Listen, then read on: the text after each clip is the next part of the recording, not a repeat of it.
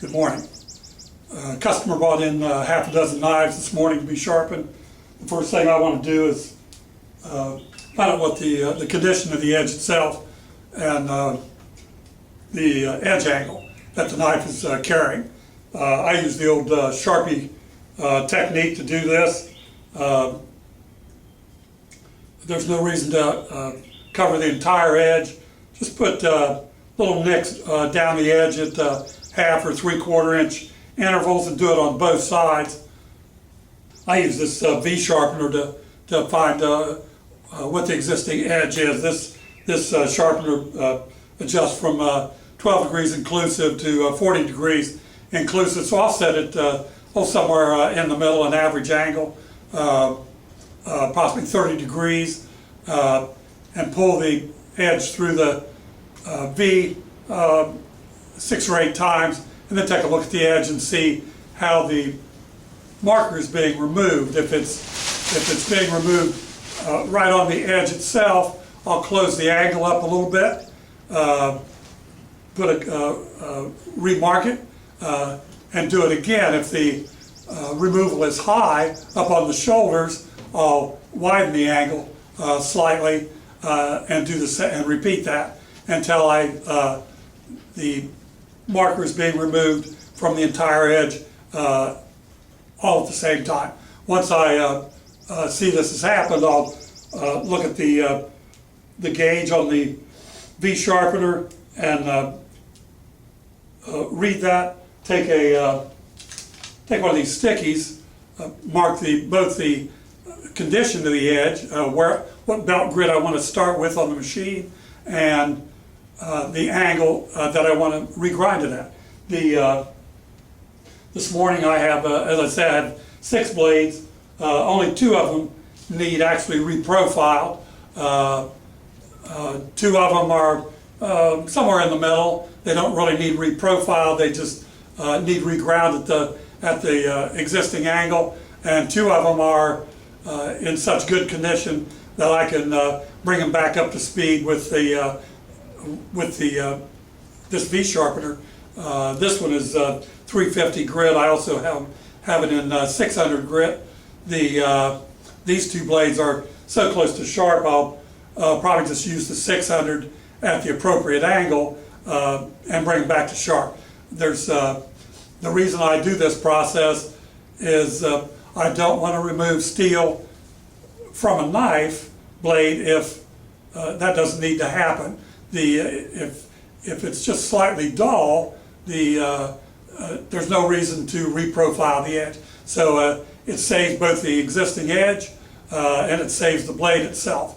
If you've never ground blades or ground edges on a belt sharpener, whether it's a 1x or a 2x72 with a 2 horse like I have,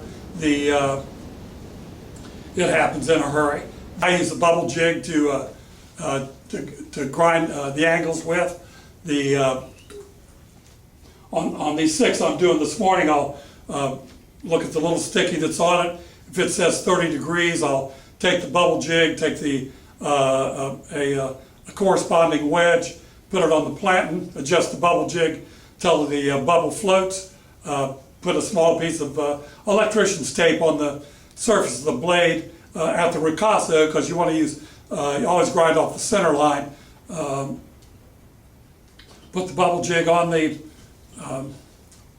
blade itself, and you're ready to sharpen. So again, I'm only reprofiling 2 of them. That'll be at 120 grit. A couple of them are at 400, and the other 2 are basically just need polished up to bring them back to sharp. I want to thank my son Kevin. He's the man that does the editing on these. Makes me seem fairly coherent. Thank you, son. Appreciate your help. And my wife Debbie also helps with the videos and everything else that goes along on around here. So thank you guys. I appreciate the help. So let's get started. I've got a 120 belt on this. These green gators, they're wonderful for doing this kind of work.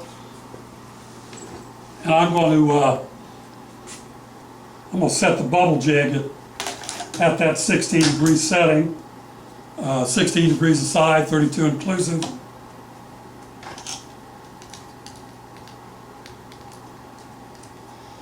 You can set it with the belt on or off. Slightly more accurate. Main thing is to get it where you can,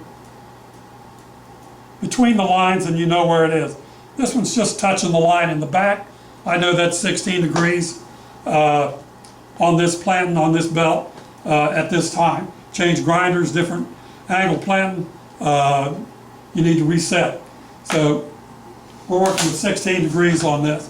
Always put a little piece of electrician's tape on your, wherever you're going to set the bubble jig down, because the magnet is rare earth and it's potent, and you'll scratch the blade up if you don't have something down on top of it. So a little electrician's tape will take care of this. I'll set that down on top of it. The one trick I use to make this a little easier is I take a magnet, one of those little rare earth magnets, and we'll put the edge of it right on the blade itself. It gives a place for my finger to ride. So let's start this up and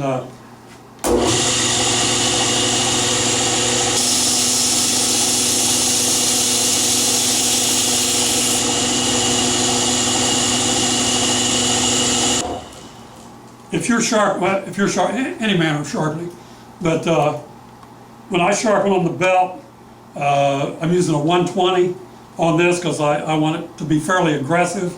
This edge is in poor shape.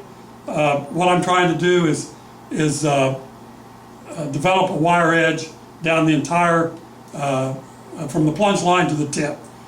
So I'll grind a bit and I'll run my finger down. I want that wire edge to be the entire length of the blade. I've got just a little bit here at the plunge line, but it's a little, not so much out towards the end. So using the bubble jig, you can set the blade down anywhere. It doesn't have to be at the plunge. You can set it down here on the end. So let me crank this back up again and work the tip a little bit more.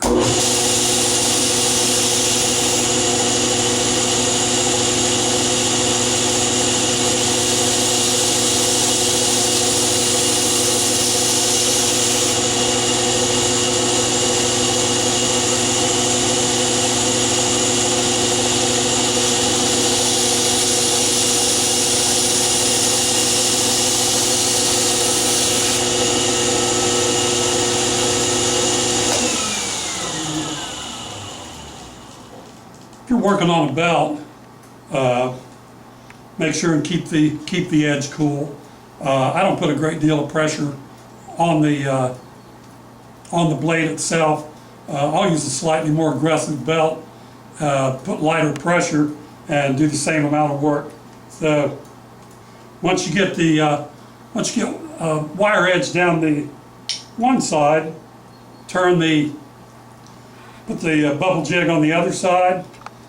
Make sure your belt's out on the edge, and same thing applies. Get that wire edge to move to the side that's facing you.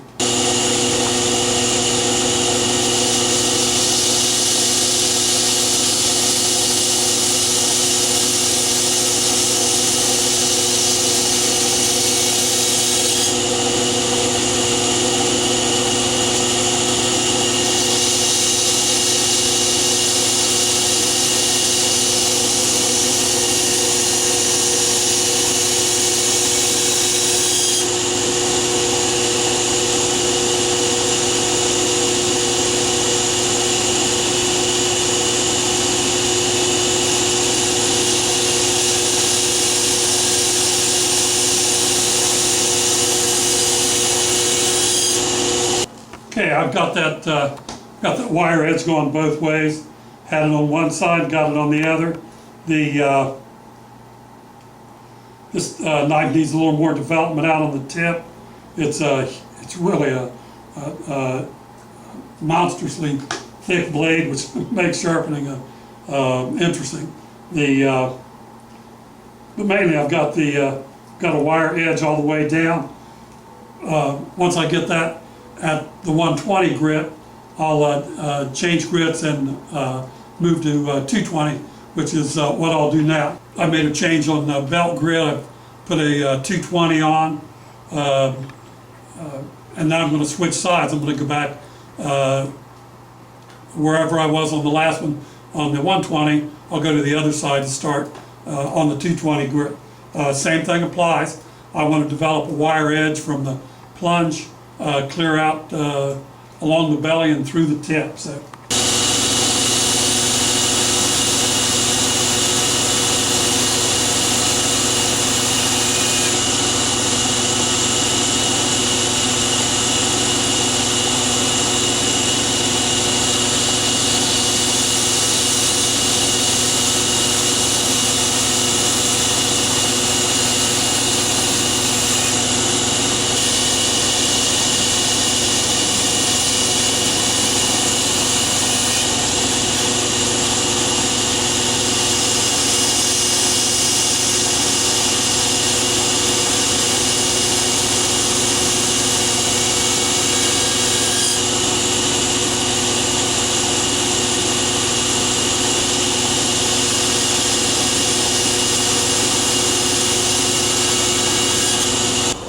Okay, like I say, same thing applies here.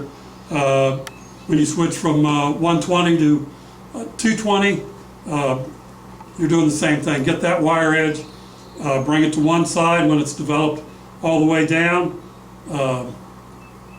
switch to the other side, get that wire edge to come back. You're constantly thinning right there at the apex, and that's what the wire edge is. You're thinning on both sides. And that develops a little hinge piece, and that hinge piece is the wire edge. Which at the end, after we get to, I'll take this to 600. I'll go 120, 220, 400, 600. You can take them on up if need be, but for working knives, 600 with taking the wire edge off and a strop at the end is sharp. This one's getting sharp now at 120. We're having a great morning this morning. Nice and sunny, the snow's gone. I'm loving that. Okay, I've switched over from the 400 grit belt to a 600 cork, and the edge is it's starting to get refined now. I can cut myself on it now. So let's take it on up to 600.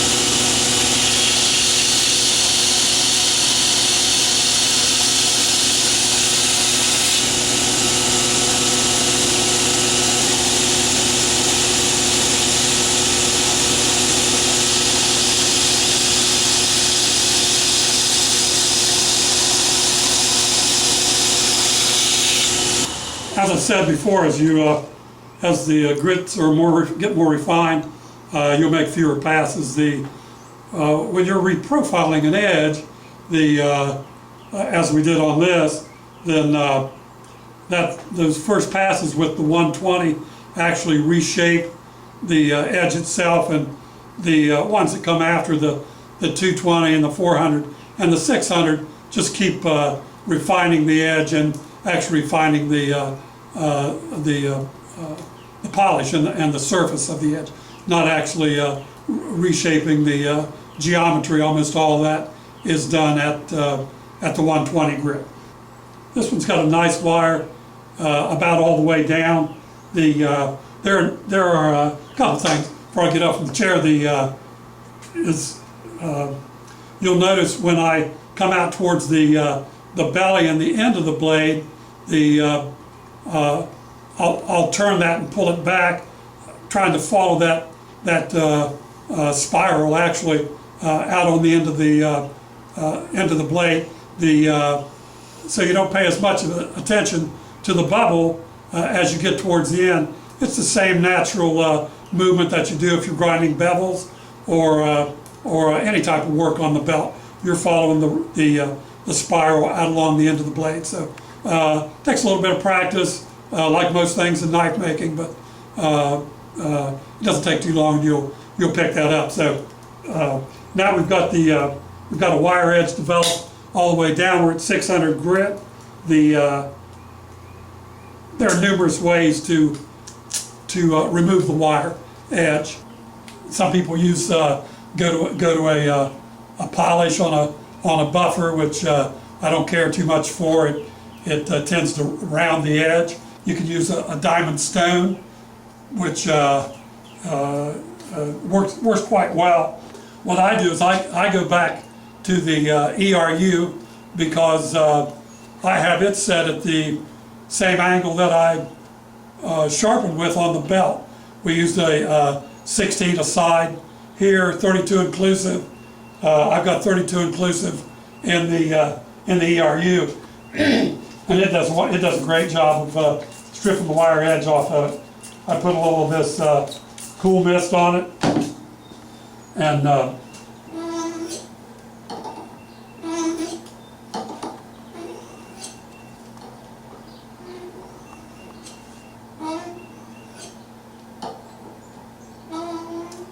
you can feel it as it comes off.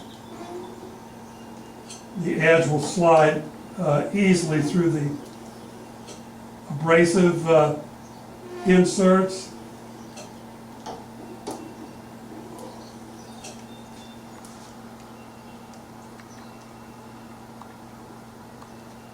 That'll definitely pass the thumbnail test, even with a beast like this, and that's my God, that's got to be a quarter, 5/6 inch thick. The Lakota is a monster knife. I'm sure you could chop trees with it, but so it makes it interesting to put an edge on it. Let me go over here and get a piece of paper.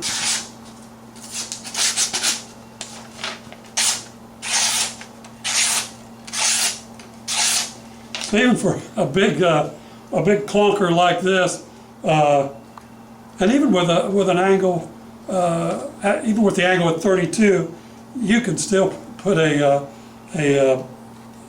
razor sharp edge on a knife, and on any knife. There's numerous kinds of edges you can put on a knife. The reason I like the flat ground edges is especially with the Bubble Jig, is you can reproduce the same edge over and over again from knife to knife.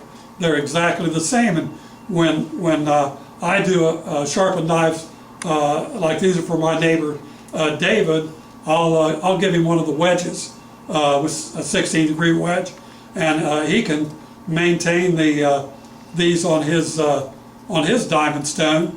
Just insert the wedge underneath and take it back up, and he's actually got one of my edge renewal utility sharpeners, so he just puts that in the vise, sets it at 32, makes a few strops, and the edge is right back where it was when it came off the belt. So, like I say, nothing wrong with convex. You can put a scary edge on a knife in that manner.